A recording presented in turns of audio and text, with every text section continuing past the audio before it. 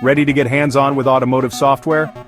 Today I'm walking you through how to talk to an ECU using C++ and the UDS protocol. Whether you're building your first diagnostic tool or looking to automate some tests, this is your step-by-step guide. First, let's cover the basics. UDS, or Unified Diagnostic Services, is the standard protocol for vehicle diagnostics and control. Most ECUs use it for everything from reading fault codes to writing new data. To follow along, you'll need a C++ development environment, a UDS-compatible interface device, and preferably an ECU simulation or bench setup. Step 1. Set up your interface. I'm using a USB to CAN adapter, which lets my laptop speak the same language as the ECU.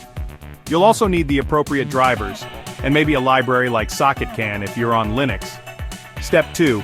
Fire up your C++ project. Start by including your CAN communication headers. Initialize your connection and make sure your adapter is recognized.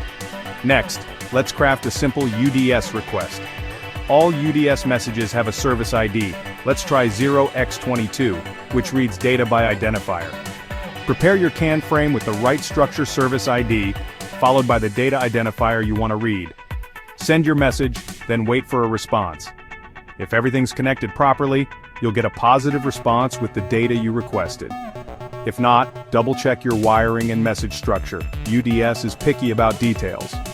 Once you're comfortable with read requests, experiment with others. Try security access, routine control, or even writing data. Just remember, always test new commands on a bench, not a live car. And that's the basics. With just a few lines of C++, you're now talking directly to an ECU. Keep experimenting, and soon you'll master automotive diagnostics at the software level.